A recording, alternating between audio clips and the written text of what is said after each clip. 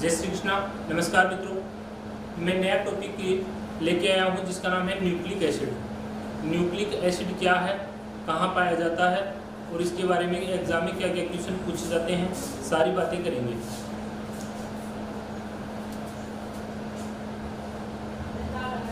Nucleic acid, nucleic acid क्या है दोस्तों? तो सबसे पहले मैं आपको बता दूं, ये कोशिका है। कोशिका के अंदर ये केंद्रक है, न्यूक्लियस। हर कोशिका में क्या पाया जाता है? न्यूक्लियस। न्यूक्लियस या केंद्र में क्या मिलता है दोस्तों? न्यूक्लिक एसिड, आनुवंशिक पदार्थ। इस न्यूक्लिक एसिड की स्थिति क्या है? कोशिका का सेंटर, केंद्रक, न्यूक्लियस। अब न्यूक्लिक एसिड के बारे में सबसे पहले देखेंगे इसका परिचय, इंट्रोडक्शन।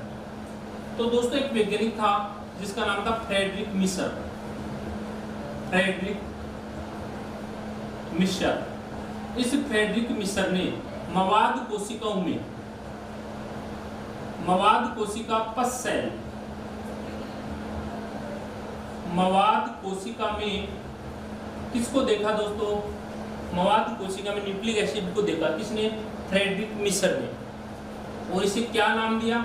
इसने इसको कहा न्यूक्लिन। फ्रेडरिक मिशर ने क्या कहा? न्यूक्लिन। इस न्यूक्लिन को न्यूक्लिक एसिड नाम किसने दिया दोस्तों? अल्टमान ने। तो न्यूक्लिक अम्ल को न्यूक्लिक अम्ल नाम दिया अल्टमान ने। देखा था किसने? फ्रेडरिक मिशर ने।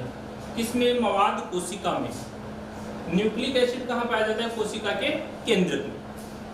अब दोस्तों आपका जो न्यूक्लिक एसिड है, इस न्यूक्लिक एसिड में हम देखते हैं कि न्यूक्लिक एसिड में मिलता क्या क्या है।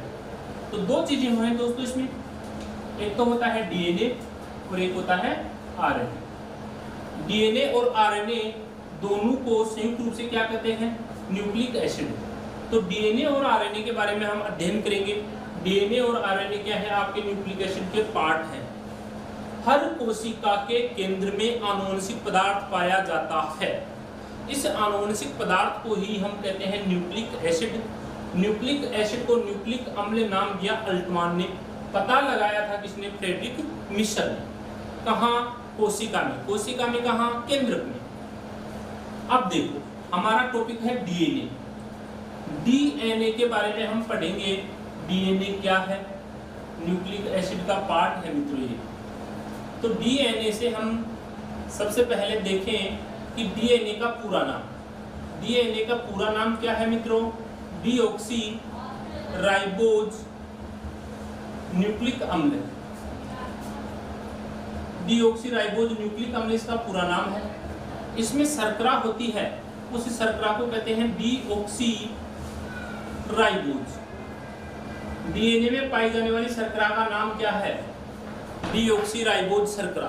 कितने कार्बन युक्त है? 5 कार्बन युक्त, इसलिए इसको क्या कहते हैं? पेंटोज शर्करा, पेंटोज शुगर। कौन सी शुगर? पेंटोज। कितने कार्बन? 5 कार्बन। डीएनए के बारे में बताया किसने दोस्तों?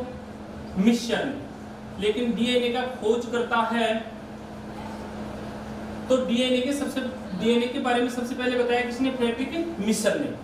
डीएनए की बेसिक बात है, डीएनए एक आनुवंशिक पदार्थ है जो कोशिका के केंद्रक में गुणसूत्र के साथ पाया जाता है। अब कॉम्पिटिटिव एग्जाम में क्वेश्चन पूछा हुआ है आनुवंशिकता की इकाई। ये क्वेश्चन एग्जाम में पूछा हुआ है रीट में, जो 2017 वाली रीट थी, पिछली रीट, उसमें पूछा था आनुवंशिकता की इकाई। तो दोस्तों आनुवंशिकता की इकाई क्या है? ये क्वेश्चन पूछा हुआ है डीएनए। और डीएनए का अंश, डीएनए का अंश क्या कहलाता है दोस्तों? जीन। समझ गए? तो ऑप्शन में क्या मिल सकता है? आनुवंशिकता की इकाई होती है जीन। आनुवंशिकता के लिए जिम्मेदार है डीएनए। डीएनए का अंश क्या है? जीन। जीन शब्द किसने दिया दोस्तों? जोहानसन ने। जीन शब्द किसने दिया? जोहानसन ने दिया था। अब जो डीएनए है वो आनुवंशिकता की इकाई है। इस डीएनए में और गुणसूत्र में क्या संबंध है? ये क्वेश्चन एग्जाम का पूछा हुआ क्वेश्चन है। तो एक डीएनए बराबर क्या होता है? एक गुणसूत्र। और एक जीन एक एंजाइम, एक जीन एक एंजाइम। यह परिकल्पना किसने दी थी दोस्तों? तो एक जीन एक एंजाइम ट्रिकल दी थी बीडल और टेटम ने, बीडल और टेटम ने एक जीन एक एंजाइम परिकल्पना दी थी। ये सभी एग्जाम में पूछे हुए क्वेश्चन है दोस्तों। अब आगे बढ़ते हैं अपन टॉपिक से। तो टॉपिक से आगे बढ़ते हैं तो परिचय के बाद में हम देखेंगे कि आपका जो डीएनए है इसका क्या देखेंगे दोस्तों, संगठन, डीएनए का संगठन। तो डीएनए के संगठन में सबसे पहले अपन देखते हैं इसमें पाए जाते हैं क्षारक। क्षारक को कहते हैं बेस, और क्षारक दो हैं दोस्तों, एक क्षारक है आपका प्यूरिन और एक क्षारक है दोस्तों पिरिमिडिन। यहां से एग्जाम में क्वेश्चन पूछ लिया जाता है कई बार जनरल साइंस में और पीएमटी में भी क्वेश्चन आया हुआ है, प्यूरिन कौन सा है और पिरिमिडिन कौन सा है। तो प्यूरिन की तो लगा दो आग, आग लगा दो, आग लगाओगे तो आग में क्या आएगा, ए और जी, ए और जी। और बच्चे की पढ़ाई पूरी हो गई तो टीसी को कटा लो, तो टीसी को कटाओगे तो बड़ा क्या है, पिरिमिडिन। तो पिरिमिडिन में क्या आएगा, टीसी। अब इनका पूरा नाम जरूरी है। एक का मतलब क्या है दोस्तों, एक का मतलब है एडिनिन और एडिनिन, एडिनिन है एक का पूरा नाम। इसका पूरा नाम क्या है दोस्तों, गुआनिन, गुआनिन। एडिनिन और गुआनिन को कहते हैं प्यूरिन। एग्जाम में सीधा सीधा क्वेश्चन पूछा हुआ है कि कौन सा प्यूरिन है और कौन सा पिरिमिडिन है। तो प्यूरिन यानी आग हमेशा पूरी लगाओ, आग, आग से क्या है, A G, A for adenine, G for guanine. Pyrimidine, पीरी, पढ़ाई पूरी होगी, पीरी होगी, पूरी होगी पढ़ाई, तो क्या कटा लो, टीसी। अब टी से मतलब क्या हुआ, तो टी से मतलब हुआ आपका थाइमिन और सी से मतलब क्या हुआ, साइटोसिन। तो थाइमिन और साइटोसिन दो नाइट्रोजनी क्षारक क्या है दोस्तों, पिरिमिडिन है। अब नाइट्रोजनी क्षारक एक दूसरे से जुड़े होते हैं बंधु के द्वारा, और उन बंधु को कहते हैं हाइड्रोजन बंध। तो प्यूरिन और पिरिमिडिन एक दूसरे से बंध बनाते हैं, यानी प्यूरिन से बंध कौन बनाएगा दोस्तों, पिरिमिडिन। प्यूरिन और पिरिमिडिन में एक दूसरे से बंध बनते हैं, और ये बंध कैसे बनते हैं देखो। एक के साथ हमेशा कौन बंध बनाएगा दोस्तों, टी। ए क्या है, प्यूरिन, टी क्या है, पिरिमिडिन। एक के साथ हमेशा नाइट्रोजन क्षारक कौन सा आएगा, थाइमिन। एडिनिन और थाइमिन के बीच हाइड्रोजन बंध कैसा है, डबल, दोहरा। फिर दूसरा क्या बचा, जी, गुआनिन बच गया। जी हमेशा ट्रिपल बॉन्ड बनाएगा किसके साथ, सी के साथ। तो जी और सी के साथ हमेशा ट्रिपल बॉन्ड बनेगा, और यह बंध होता है हाइड्रोजन बंध। अब इन नाइट्रोजनी क्षारकों के बारे में एक वैज्ञानिक ने नियम दे दिया। उस वैज्ञानिक का नाम आपको बता दूं, क्या नाम है उस वैज्ञानिक का, सारगाफ। सारगाफ एक वैज्ञानिक था, उसने कहा कि प्यूरिन की मात्रा किसके बराबर होती है, पिरिमिडिन के बराबर होती है। अर्थात प्यूरिन 1 तो पिरिमिडिन में कितना होगा, 1। प्यूरिन में क्या क्या है दोस्तों, प्यूरिन में है A प्लस जी, और पिरिमिडिन में क्या है, T प्लस C। तो Ag की मात्रा और Tc की मात्रा बराबर होती है। यह नियम है सारगाफ ने दिया था। सारगाफ ने बताया कि प्यूरिन की मात्रा किसके बराबर होती है, पिरिमिडिन के बराबर होती है। तो नाइट्रोजनी क्षारकों से एग्जाम में क्वेश्चन पूछा हुआ है। नाइट्रोजनी क्षारक हैं दो, प्यूरिन और पिरिमिडिन। अब नाइट्रोजनी क्षारकों से जस्ट आगे बढ़ो आप, तो नाइट्रोजनी क्षारकों से आगे बढ़ोगे तो नाइट्रोजनी क्षारक के बाद आएगी दोस्तों शर्करा। शर्करा होती है पेंटोज। तो डीएनए में पाई जाने वाली शर्करा का नाम क्या है, तो आपको क्या बताना है, पेंटोज। पेंटोज यानी 5 कार्बन युक्त, और पूरा नाम क्या था, डीऑक्सी राइबोज। दूसरे नंबर पे एक ऑक्सीजन की कमी है, इसलिए इसको डीऑक्सी कहते हैं। तीसरा क्या है दोस्तों, फास्फेट समूह। तीसरा क्या है, फास्फेट समूह है, फास्फेट समूह है। तो एक डीएनए की संरचना में हमें क्या मिला, क्षारक मिला, शर्करा मिली और फास्फेट समूह मिले। अब देखो इधर, यदि आपके पास क्या है, क्षारक और क्या है दोस्तों, शर्करा, तो क्षारक और शर्करा है, तो आप इसे क्या कहोगे। ये एग्जाम में क्वेश्चन कई बार बेसिक क्वेश्चन बन जाता है कि क्षारक प्लस शर्करा को क्या नाम दोगे, तो क्षारक प्लस शर्करा को कहेंगे न्यूक्लियोसाइड। आगे क्या, इससे थोड़ा सा आगे बढ़ो, यानी क्षारक प्लस शर्करा प्लस क्या बचा, क्षारक, शर्करा और फास्फेट समूह है, तीनों को जोड़ दो तो एक नया शब्द बनेगा। उस नए शब्द का एग्जाम में क्वेश्चन आया हुआ है, ये क्वेश्चन एग्जाम में पूछा हुआ है, न्यूक्लियोटाइड इंपोर्टेंट।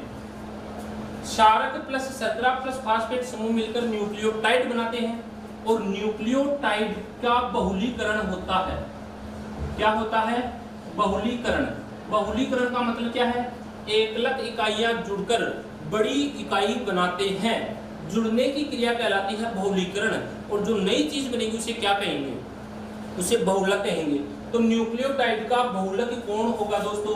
तो आप कह देना न्यूक्लियोटाइड का बहुलक कौन होगा? डीएनए। अर्थात डीएनए में क्या पाई जाती है? न्यूक्लियोटाइड इकाइयां। यहाँ से एग्जाम में क्वेश्चन पूछा हुआ है कि डीएनए की इकाई कहलाती है न्यूक्लियोटाइड। न्यूक्लियोटाइड में क्या मिला? शर्करा, क्षारक और फास्फेट समूह है। न्यूक्लियोटाइड से पहले क्या आया? न्यूक्लियोसाइड।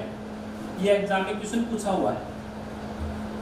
अब इस डीएनए की जो न्यूक्लियोटाइड मॉडल था, इस मॉडल के बारे में एक वैज्ञानिक ने जानकारी दी। उस वैज्ञानिक का नाम है दोस्तों वाटसन और क्रिक। तो वाटसन तथा क्रिक ने डीएनए का क्या दिया? मॉडल। और यह मॉडल कहलाता है दोहरा कुंडलन मॉडल। दोहरा कुंडलित मॉडल। वाटसन और क्रिक ने डीएनए का दोहरा कुंडलित मॉडल दिया। इसके अनुसार डीएनए में क्या पाया जाता है दोस्तों? कुंडलन पाया जाता है। देखिए, इन कुंडलनों के बीच क्या होते हैं? नाइट्रोजनी क्षारक। यहाँ ए है तो ए से कौन जुड़ेगा? टी। यहाँ सी है तो सी से कौन जुड़ेगा? जी। ऐसे इसमें आगे प्रोसेस चलती रहती है, इसमें डीएनए में। अब आपको बताना है यहाँ से एग्जाम की दृष्टि से क्या क्वेश्चन बनते हैं। अपने को प्रतियोगी परीक्षाओं के हिसाब से देखना है, ज्यादा गहराई से कुछ नहीं। तो प्रतियोगी परीक्षाओं के हिसाब से इससे क्या क्वेश्चन निकलते हैं। तो दोस्तों यहाँ जो डीएनए में नाइट्रोजन क्षारक हैं, इनके बीच ये जो जगह है, इस जगह को कहते हैं व्यास। तो डीएनए का व्यास कितना है? तो इस ये व्यास होता है दोस्तों 20 एंगस्ट्रॉम। एक कुंडलन की लंबाई, एक कुंडलन की जो लंबाई है दोस्तों, ये होती है 34। तो एक कुंडलन की लंबाई होती है दोस्तों कितनी? 34 एंगस्ट्रॉम या 10.34 nm। इसके बाद में नाइट्रोजन क्षारक, इन क्षारकों के बीच की दूरी, कितनी है दोस्तों? क्षारकों के बीच की दूरी होती है, कितनी होती है? नाइट्रोजन क्षारकों के बीच की दूरी होती है 3.4 nm। तो डीएनए का दोहरा कुंडलन मॉडल वाटसन और क्रिक ने दिया। इस मॉडल के अनुसार डीएनए एक डबल कुंडलित मॉडल है, जिसमें दाहिनी अक्ष की तरफ यह झुका रहता है, और जो दाहिनी अक्ष की तरफ झुका रहता है उस डीएनए को कहते हैं बी डीएनए। वाटसन और क्रिक द्वारा दिया गया डीएनए कौन सा था? Capital B, right handed DNA, दाएं अक्ष पर झुका हुआ डीएनए। व्यास, इसका व्यास कितना है? 20 एंगस्ट्रॉम। लंबाई कितनी है? 34। नाइट्रोजन क्षारकों के बीच की दूरी कितनी है? 3.4 nm। तो ये डीएनए का मॉडल है दोस्तों। इस मॉडल के अनुसार एक कुंडलन में कुल कितने नाइट्रोजन क्षारक होते हैं? एक लूप में 10 नाइट्रोजन क्षारक पाए जाते हैं। क्षारकों के बीच की दूरी कितनी है? 3.4। कुंडलन की कुल लंबाई कितनी है दोस्तों? 34 एंगस्ट्रॉम। व्यास कितना है? 20 एंगस्ट्रॉम।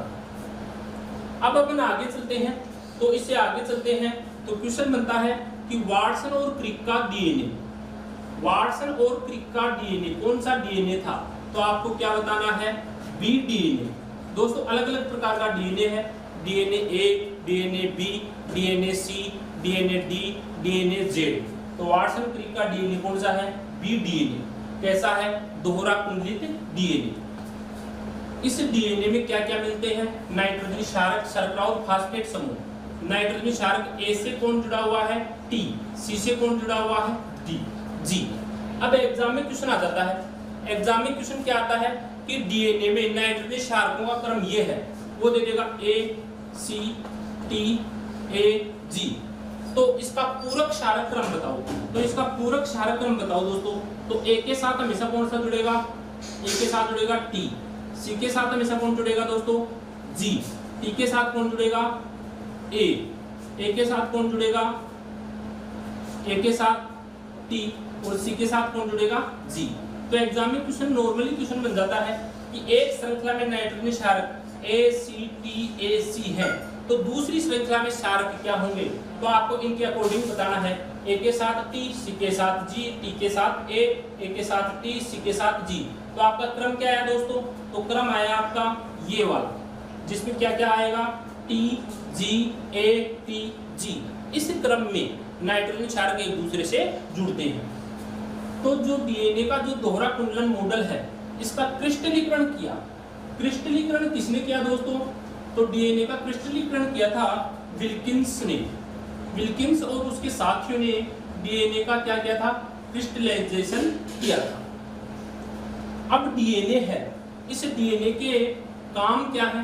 तो दोस्तों डीएनए का काम क्या है? डीएनए सेतु का काम करता है। सेतु का मतलब पैतृक से, यानी कि पेरेंट सेल से, पैतृक कोशिका से संतति कोशिका में, संतति कोशिका में आनुवंशिक लक्षण, कौन से लक्षण?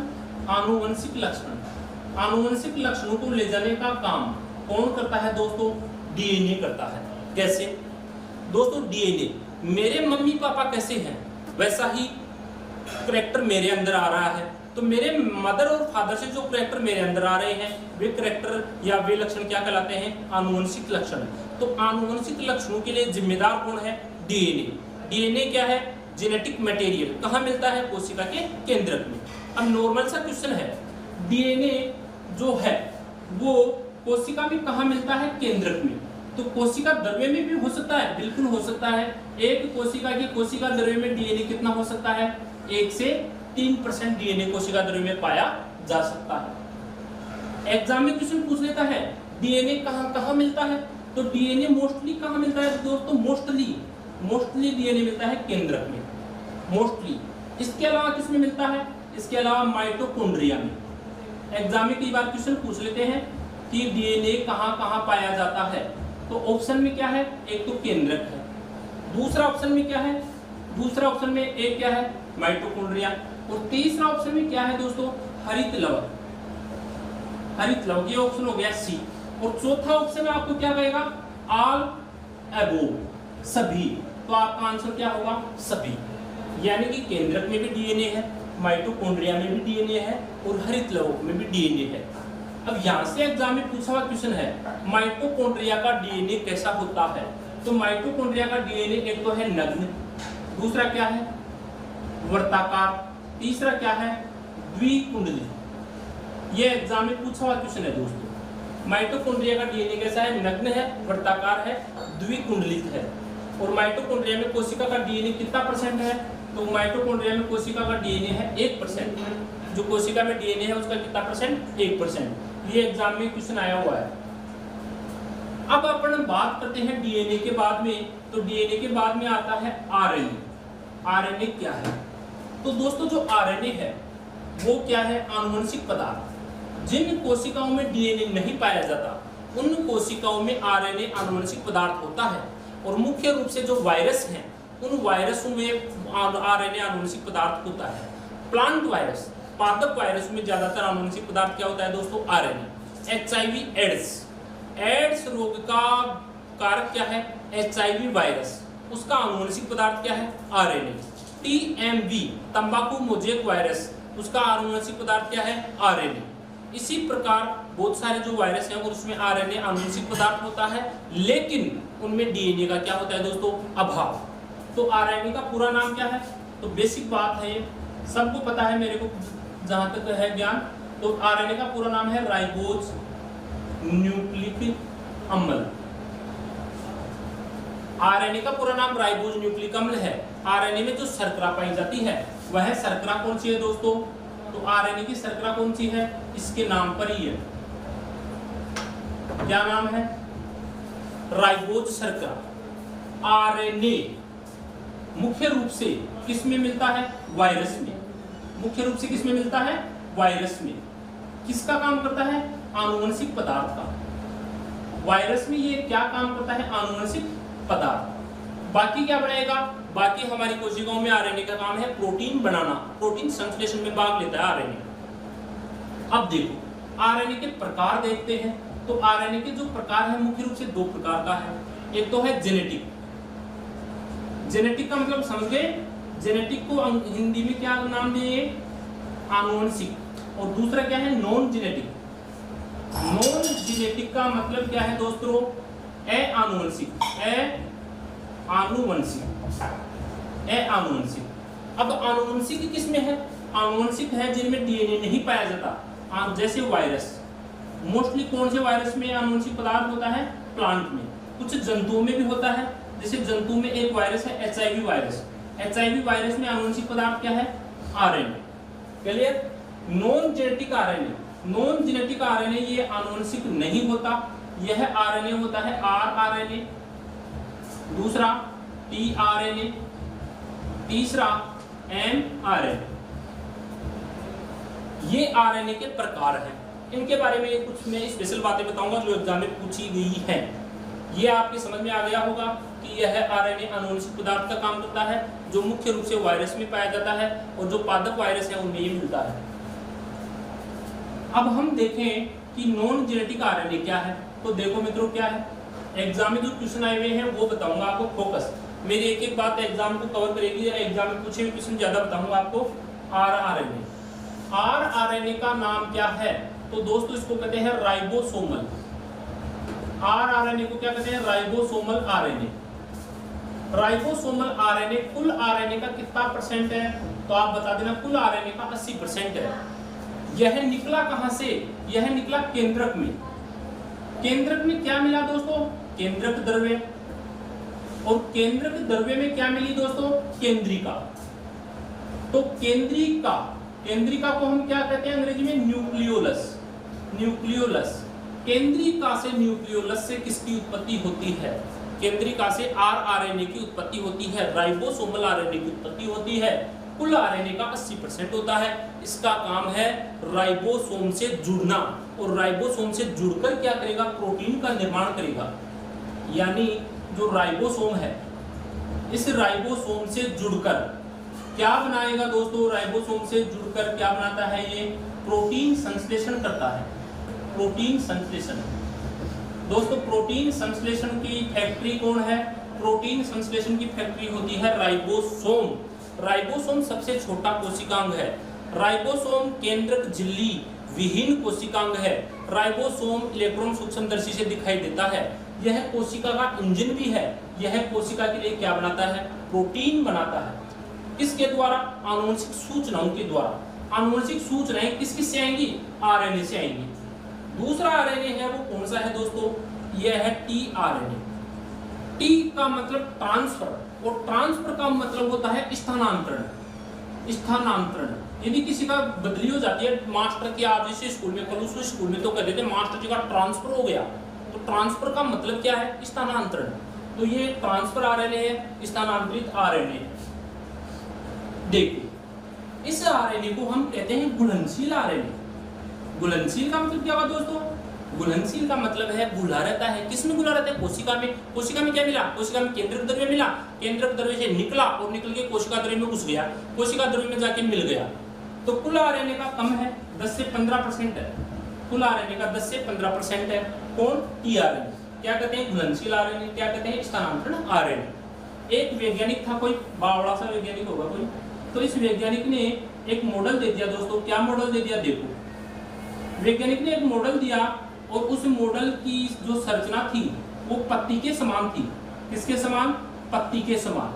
इसलिए इस मॉडल को हम नाम देंगे लीफ, क्लोवर लीफ। यह है भुजा 5, यह है भुजा 3। यह मॉडल क्या कहलाता है? Clover leaf. Clover leaf model किसने दिया? एक वैज्ञानिक ने दिया जिसका नाम था रॉबर्ट होले। रॉबर्ट होले ने tRNA का क्लोवर लीफ मॉडल दिया, जिसके अनुसार tRNA की भुजा होती है। पहली भुजा तो है दोस्तों 5-3 भुजा। पहली भुजा तो है 5-3। दूसरी भुजा है दोस्तों DHU। तो दूसरी भुजा क्या आई? DHU। तीसरी भुजा है दोस्तों, इसको कहते हैं एंटीकोडोन, एंटीकोडोन। और चौथी ये भुजा है, इसको कहते हैं टी साइज सी। और एक भुजा यहाँ पाई जाती है जिसको कहते हैं अवशेषी भुजा, अवशेषी भुजा। अब सामान्य विज्ञान के हिसाब से यहाँ से क्या क्वेश्चन बन सकता है? टी का क्लोवर लीफ मॉडल किसने दिया? रॉबर्ट होले ने दिया। कितनी भुजाएं होती हैं? 1 2 3 4। ये अवशेषी भुजा होती है 5वीं। 5 भुजाएं होती हैं। आकृति कैसी है? पत्ती के समान। अब यहाँ जो 3 भुजा है ना मित्रों, इस 3 भुजा का काम क्या है? तो 3 भुजा के ऊपर एमिनो एसिड पाए जाते हैं, नाइट्रोजन क्षारक, और वो नाइट्रोजन क्षारक होते हैं CCA। तो tRNA की 3 भुजा पर क्या मिलता है? नाइट्रोजन क्षारक CCA कोडोन के रूप में पाया जाता है।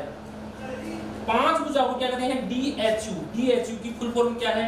डाईहाइड्रोयूरिडीन भुजा। इस भुजा के द्वारा एंजाइम जुड़ता है। क्या जुड़ता है? एंजाइम, एंजाइम जुड़ता है।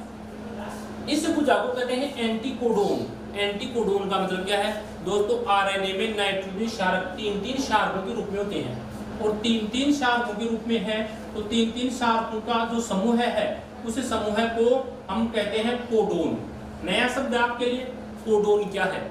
आनुवंशिक पदार्थ के रूप में नाइट्रोजन क्षारक 3-3 का समूह बनाते हैं। इन 3-3 के समूह को कहते हैं कोडोन। तो कोडोन भुजा, एंटीकोडोन भुजा है, वो कोडोन भुजा से क्या करती है? संधि करती है। किसकी कोडोन भुजा से? mRNA, मैसेंजर आरएनए आएगा इससे ये संधि करती है। अवशेषी भुजा का काम ज्ञात नहीं है।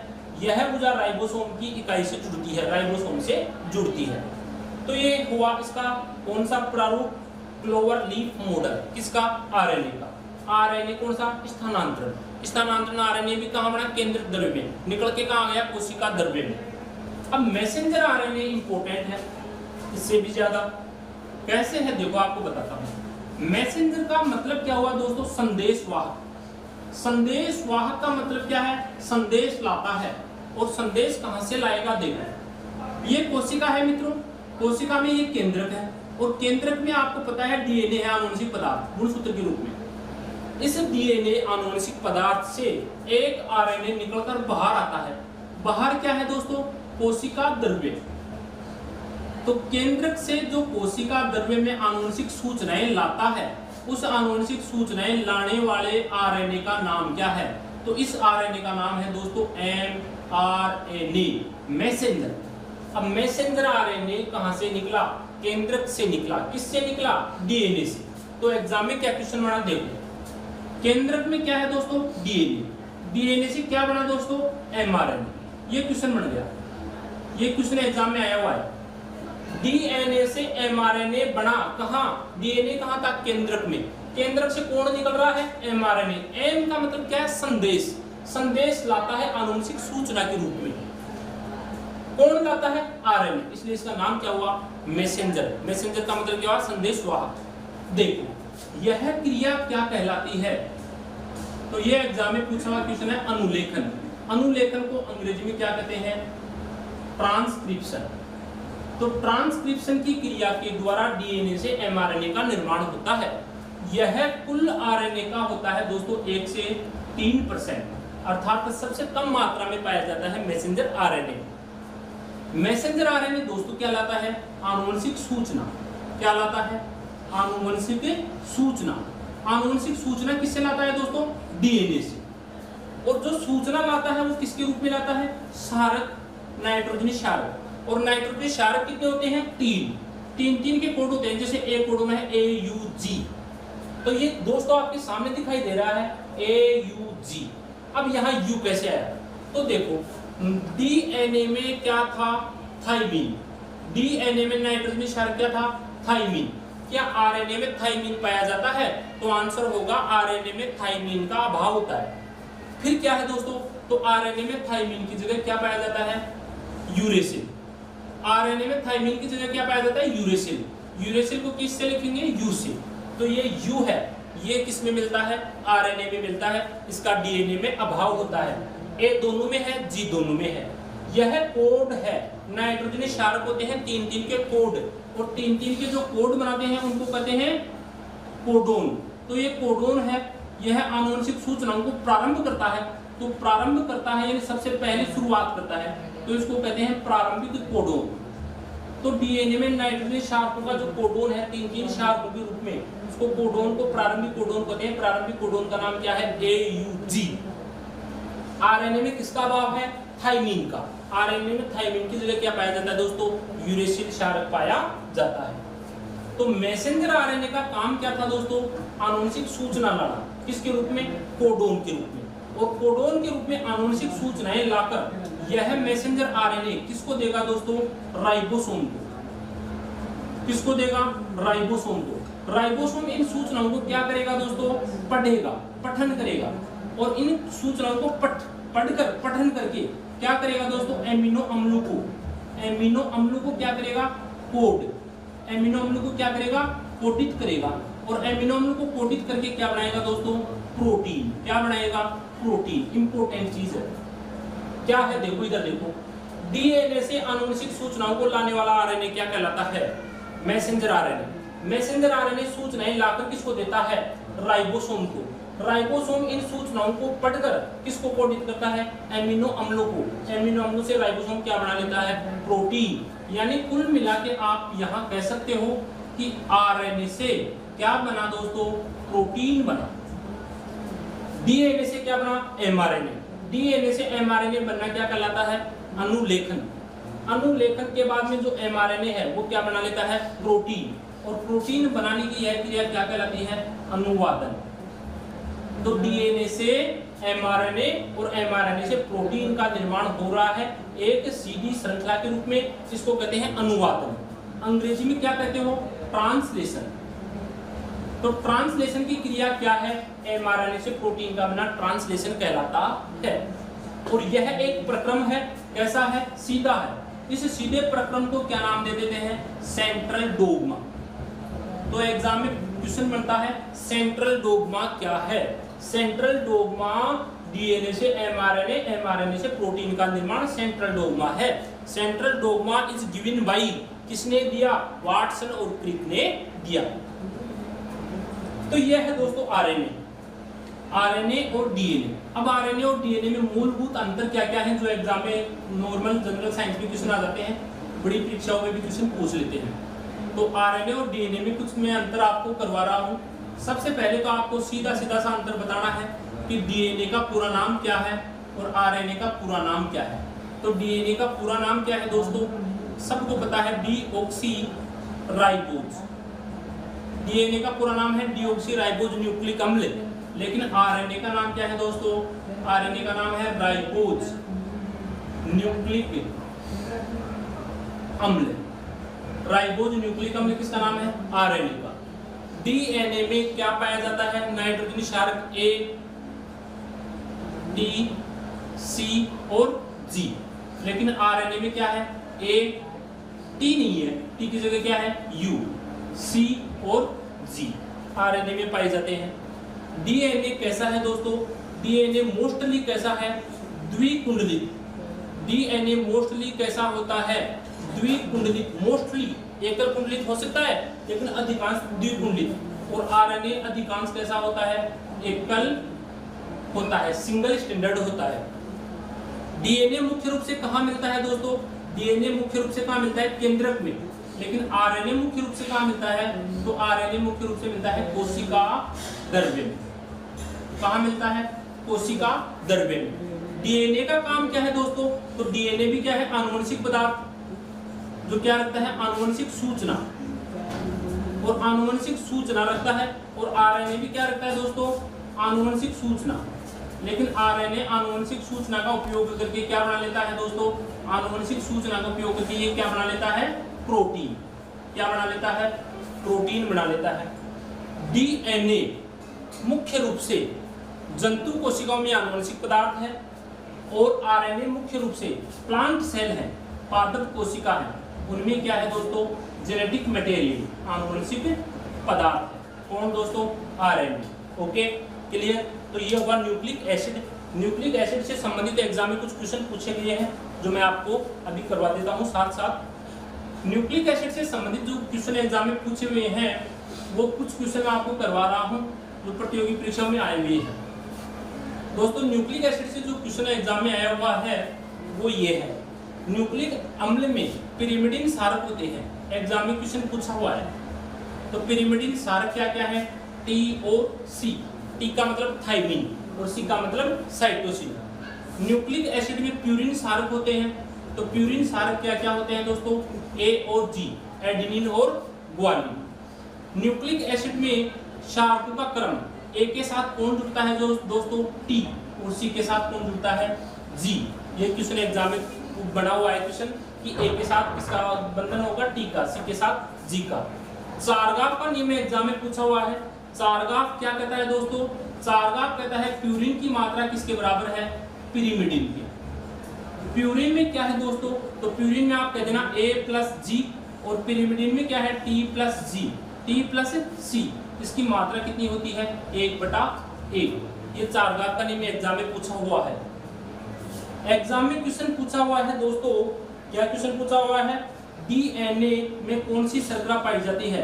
तो डीएनए में होती है डीऑक्सीराइबोज। डीएनए में जो शर्करा है वो कौन सी है? डीऑक्सीराइबोज। और आरएनए में कौन सी शर्करा होती है दोस्तों? राइबोज। आरएनए में कौन सी शर्करा होती है? राइबोज। एग्जाम में इससे डीएनए से क्वेश्चन पूछा हुआ है कि डीएनए और गुणसूत्र में क्या संबंध है? ये क्वेश्चन पूछा हुआ है। तो डीएनए और गुणसूत्र के संबंध के लिए मैंने बता दिया, एक डीएनए बराबर एक गुणसूत्र। ये एग्जाम में आया हुआ क्वेश्चन है। इसके अलावा एग्जाम में क्या क्वेश्चन आया था? एग्जाम में क्वेश्चन आया था मित्रों कि आनुवंशिकता के लिए जिम्मेदार है। आनुवंशिकता का मतलब जेनेटिक्स, आनुवंशिकता की इकाई। तो आनुवंशिकता के लिए जिम्मेदार, तो आनुवंशिकता के लिए जिम्मेदार कौन है दोस्तों? तो आनुवंशिकता के लिए जिम्मेदार आप कह सकते हो, एक तो यदि आपके सामने ऑप्शन आ जाए गुणसूत्र, बिल्कुल जिम्मेदार है। ऑप्शन आ जाए आपके पास डीएनए, बिल्कुल जिम्मेदार है। ऑप्शन आ जाए आपके पास आरएनए, जिम्मेदार है। ऑप्शन आ जाए आपके पास जीन, ये सभी आनुवंशिकता के लिए जिम्मेदार है, उपरोक्त सभी। लेकिन क्वेश्चन की लैंग्वेज चेंज हो जाए कि आनुवंशिकता की इकाई। तो आनुवंशिकता की इकाई के लिए फिर आपको क्या करना है? जीन। ये एग्जाम में क्वेश्चन पूछा हुआ है कि आनुवंशिकता की इकाई कौन है? जीन। जीन शब्द किसने दिया दोस्तों? जॉनसन ने दिया। जीन शब्द किसने दिया? जॉनसन ने। तो ये कुछ क्वेश्चन थे मित्रों जो प्रतियोगी परीक्षाओं में पूछे हुए थे। कोशिका द्रव्य में कुल जेनेटिक मटेरियल का 1% हो सकता है। माइटोकॉन्ड्रिया में 1%। माइटोकॉन्ड्रिया का डीएनए होता है नग्न और वर्ताकार, और नग्न होता है, वर्ताकार होता है, और कैसा होता है? द्विकुंडलित। माइटोकॉन्ड्रिया लोगों में भी डीएनए पाया जाता है। तो मित्रों डीएनए और आरएनए क्या है? आनुवंशिक पदार्थ हैं। आनुवंशिक पदार्थ कहाँ मिलते हैं? कोशिका के केंद्रक में। क्या करते हैं? आनुवंशिक लक्षणों का संचरण करते हैं, एक पीढ़ी से दूसरी पीढ़ी में आनुवंशिक लक्षणों को ले जाते हैं। कौन ले जाते हैं? न्यूक्लिक अम्ल। न्यूक्लिक अम्ल के बारे में बताया किसने? फ्रेडरिक मिशर ने। तो मित्रों मैंने ये टॉपिक करवाया है, सभी एग्जाम में प्रतियोगी परीक्षा में इम्पोर्टेंट है। इस टॉपिक को आप ध्यान से देखिएगा। यदि आप कोई सुझाव देना चाहते हैं, कोई क्वेश्चन में आपको प्रॉब्लम आती है, कमेंट्स बॉक्स में अपना सुझाव डालिएगा, मैं उसको ठीक करने की कोशिश करूंगा। धन्यवाद।